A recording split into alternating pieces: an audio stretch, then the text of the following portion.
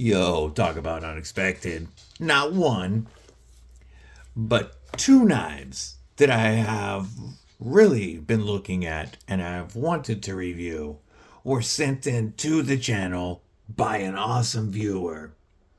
And not only do I get to bring you content on these two knives, but this knife is going to be part of my 1K giveaway when YouTube hits 1,000 subscribers.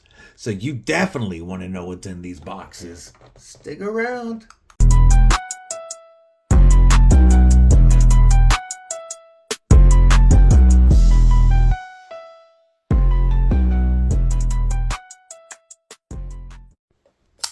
What's up, Cripple Crew? EDC with DVD, disabled but deadly, and this is a real fun video that I'm excited to bring to you. The viewer that I mentioned in the intro is Jake Anderson. Shout out to Jake. Thank you very much. He said that his budget collection was getting a little large, and when it gets too big, he takes a few and sends them to different content creators to do with what they will. To use to make content, to use for giveaways, etc.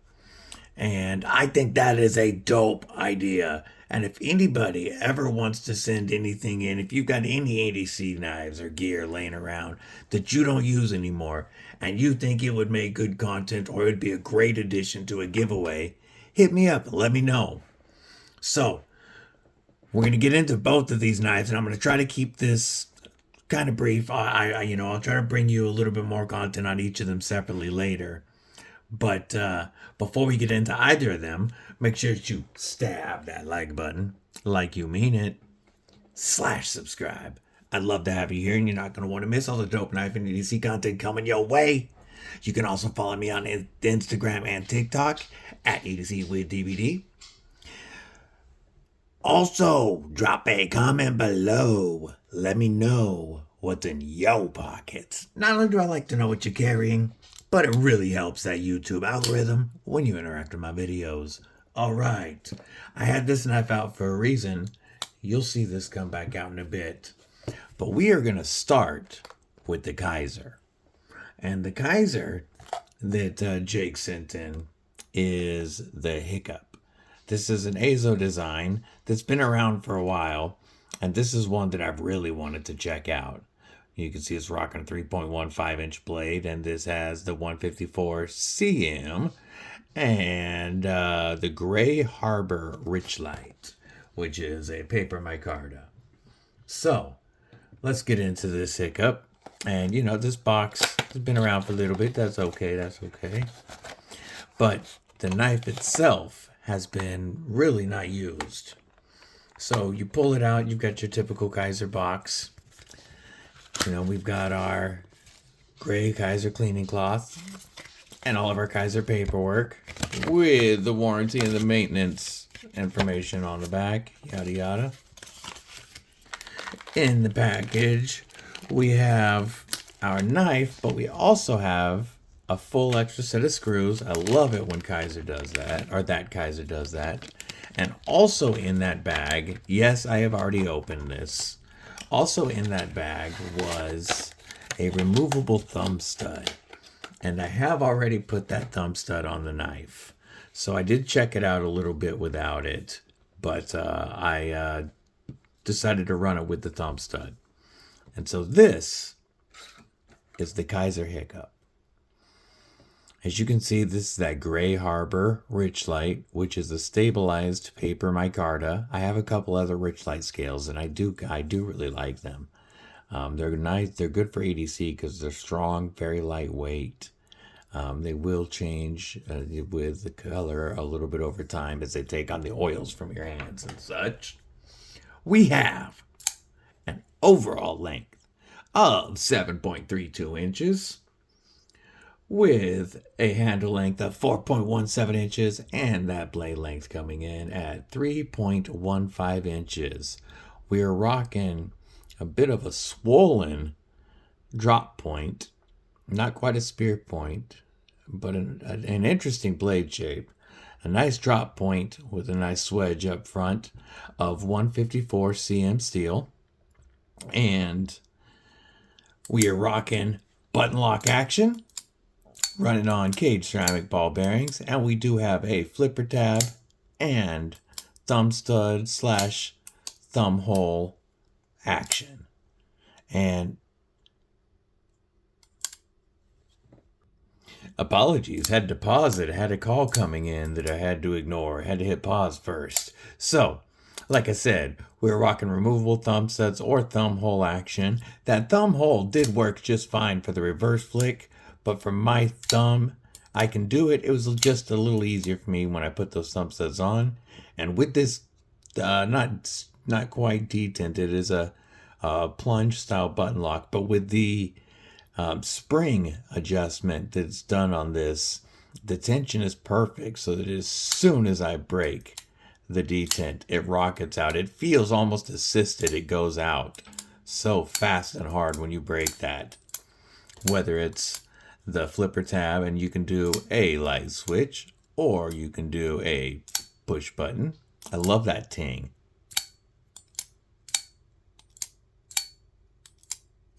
Has a very good ting when it comes out. Push button works great. And then, of course, like I said, the reverse flick and the thumb are money. So we've got closed. We have a very nice slim profile. And we're rocking a definitely deep carry. Tip up as the gods intended. Pocket clip. It is not inset, but it does have flat screws, so you have great room in there, and it does. I've already put it in the pocket. It goes in and out of the pocket so easy on these Richlite scales. And it is reversible. Reversible? New word. Reversible. Lefties, rejoice. You can switch this pocket clip to the other side, and a pocket or a button lock is just as easy to run with your left hand and your index finger as it is with your right and your thumb. So, great knife for righties and lefties. One thing that I want to point out, we are rocking a 110 thousandths blade stock thickness. So a nice thinner blade stock with very usable jimping about halfway up that blade. So anywhere I grab this, I have great jimping.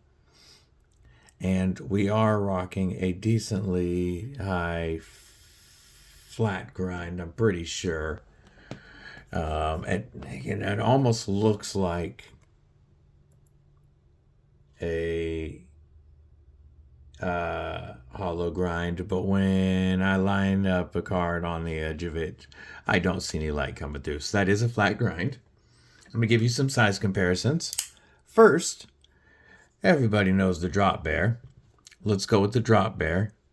And if you liked the drop bear but thought it was just a little small, then the Kaiser Hic-cup is going to be for you. It's got a slightly longer blade and a little bit longer handle. It is a little narrower in overall width than the original drop bears. This one doesn't have the inset liners, so this is the old chunky boy.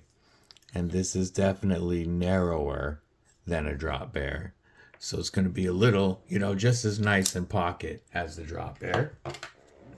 Next, we'll compare it to the Kaiser Escort, one of my favorite Kaiser models, also rocking Richlite scales.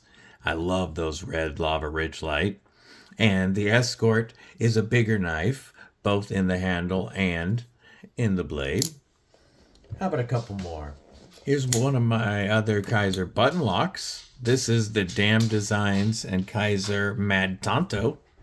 And if you've got a Mad Tonto, the Hic-cup's going to be just a little bit smaller. How about two more? We'll go with the newer Kaiser Task, a knife that I am really digging.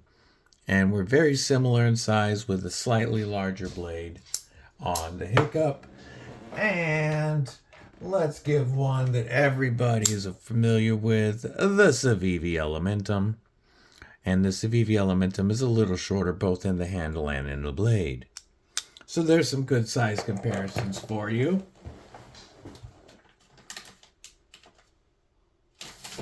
The Hic-cup blade definitely came plenty sharp, and it is such a slicey profile.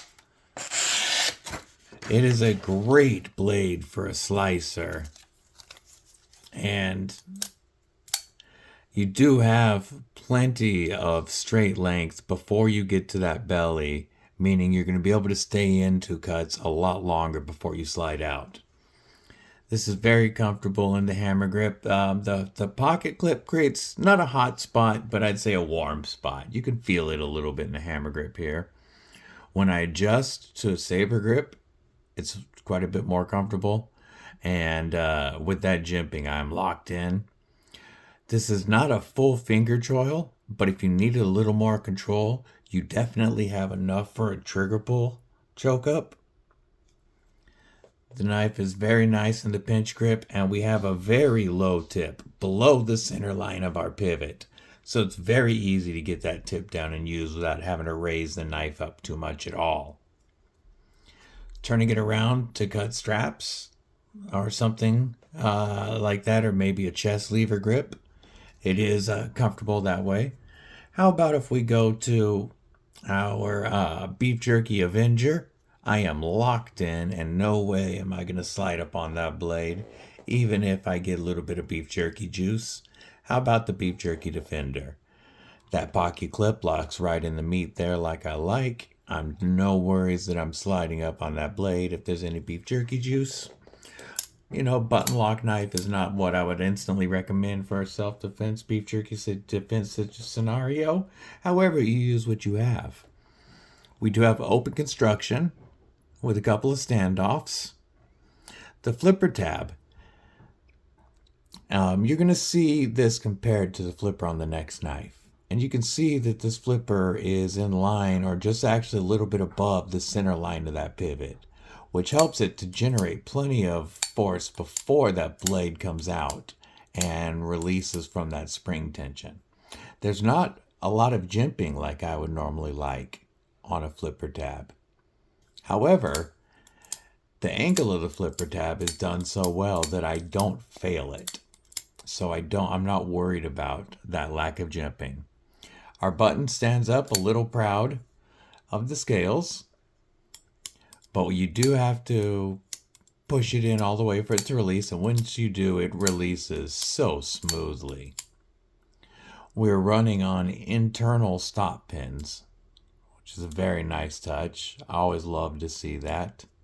We also have a lot of nice skeletonization there in those liners. Overall, I'm very, very impressed with this knife. You know, I can see that they are running T6s on the body and pocket screws, and of course I would like to see those T8s like the pivot and the thumb stud are. However, that's a minor concern. The plunge grind is done fantastic. It ends very soon, and then our sharpening choil is done well, so we have quite a bit of sharpening life on this. And 154 cm is going to hold an edge decently well. It is a nice tougher steel and plenty corrosion resistant. It's a great steel for budget knives, and this used to be quite a bit more expensive. This knife is currently on a flash sale at Kaiser for only $49.20. That it's normally listed, its retail is $82. So just under $50 for the next 7 hours. If you see this the day it goes up. I will post a couple links for this below. Our overall weight is 3.17 ounces. So almost exactly on that inch per ounce ratio, balanced right there behind the pivot, right where you grab it. This knife is done very well. I look forward to carrying this and bringing you some more content. Now, let's move this little guy aside. Let's get into this Ventiso. I've really wanted to check this out for a while. And we've got a nice multiple stage box. And what we are looking at is, oh, nice. It doesn't list the name right there. But this is the Fidgety Cobra. I thought that was going to give it away when I showed the box, but it did not. So, the Fidgety Cobra. Oh, let's check it out. So we've got a nice magnetic clasp box here. Endless exploration, endless sharp. Nice unboxing experience with Fidgety here. I put these back in the package so you could see this unboxing experience. Unboxing. Warranty and knife care.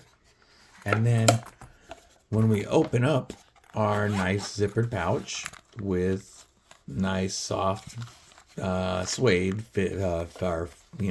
felt inside, we do have a Fidgety cleaning cloth and a Fidgety sticker that we'll put up there. And then we have our knife. Now let's move most of this stuff out of the way. We'll leave their cleaning cloth and their sticker out. And get all this stuff out of the way and show you this knife. So, the Fidgety Cobra is rocking, this one is rocking contoured aluminum handles and a 14C28N blade. This knife is sold out on their website and on Amazon. So it's very cool that this one is going to be going to one of you guys when we hit 1K. We are looking at, they've got, it says HRC of 62 for the 14C, which would be great for edge retention, and it would mean that you could very easily strop this blade back in between sharpenings. This has a 3.1 inch Schillen cutter style blade. This is a Schillen cutter style knife, and so it's got that big leaf shaped blade, very broad, with a high flat grind, and then their eggplant shaped handle. And you'll see with a Schillen cutter, you also have this constant curve, and the shape of the handle and the shape of the blade make it so this blade and the tip is pointed at whatever you're cutting, whether you're cutting down, whether you're doing longer cuts like this, whether anything you're cutting, this tip and this blade is going to point at and really get into that material. It makes it very easy to get the tip down for cutting on a flat surface, but you can also use that belly, and because of the angle of the handle, you can actually use that belly without nailing your knuckles.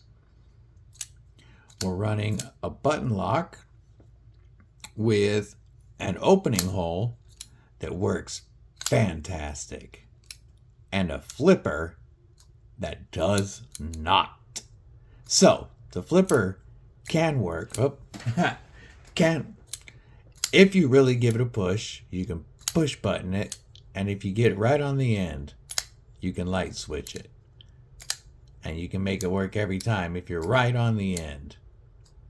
But what I mentioned earlier about the placement of the flipper tab. This flipper tab and the angle of this is below that pivot. And so it's not out very much at all before, there's no buildup before it pushes that blade out. And there's not enough resistance for it to get up enough force to really generate a good flip. So even when you get it to flip all the way open, the flip itself isn't satisfying. And it's not the spring tension in the plunge lock, because the detent is fantastic for the reverse or the thumb flick, and it's a great tension for running that button lock. Like it feels like that spring is perfect.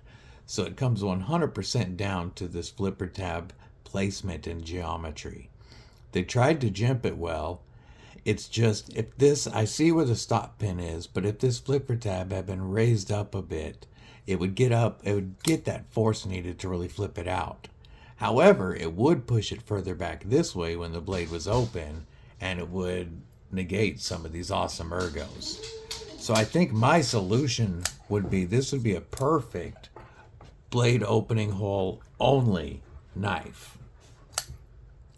It runs so well on that middle finger flick. I'm going to give you a couple of size comparisons, starting with the Vosteed Nightshade. This is the standard, pretty much, by which all budget shilling cutters are judged, because this has been around a little bit longer. And as you can see, we are very similar in size to the Vosteed Nightshade, though the Nightshade's blade is a little bit broader. And the angle that the blade comes down at is a little steeper on the Nightshade. But you can see they took some inspiration. I mean, if you're doing a shilling cutter, they're all going to look similar. So I'm not saying they copied Vosteed at all. But size-wise, it looks like inspiration was very similar to the shilling cut, or the Vosteed Nightshade, which you know I am a huge fan of. How about we'll go back to the Kaiser Drop Bear, and the Cobra is a little bit bigger than the Drop Bear. Kaiser Escort, it's slightly smaller than the Escort.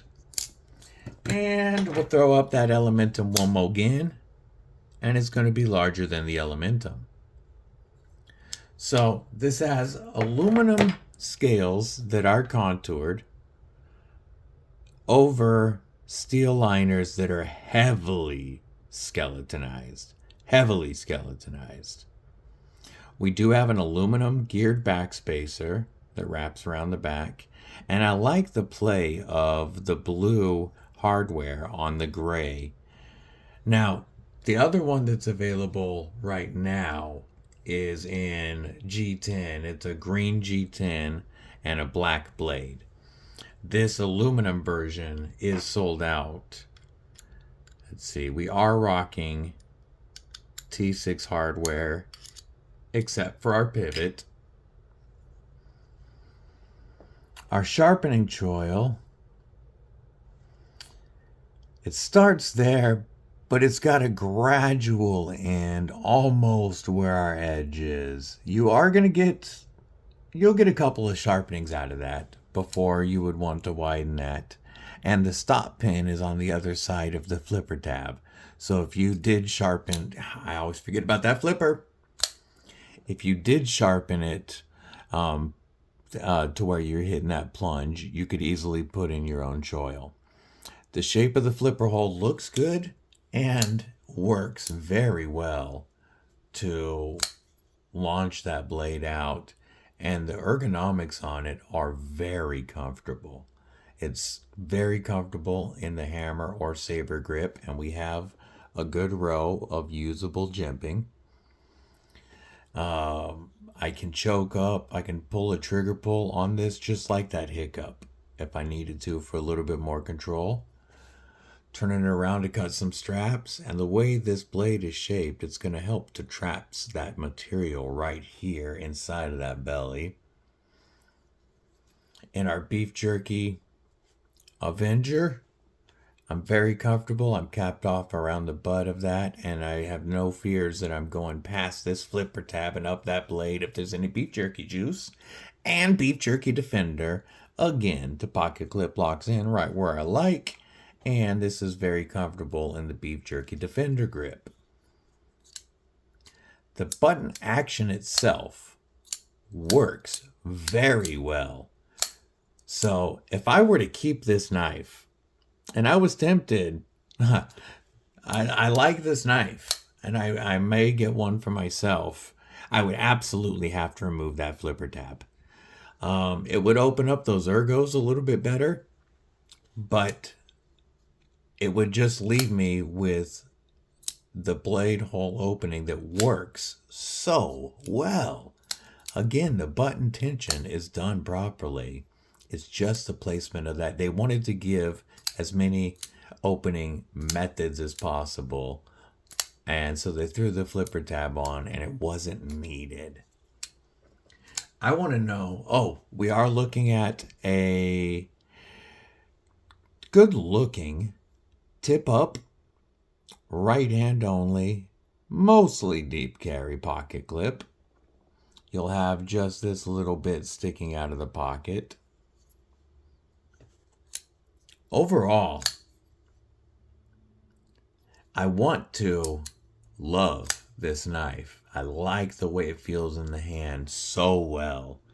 And just like the Nightshade, this blade shape is going to be fantastic for any type of work you're wanting to do. And it's nice and sharp out of the factory. I love 14C. I love a button lock that feels good. And overall, this knife would be a big win to me without that flipper tab. But I have to judge it with the flipper tab currently.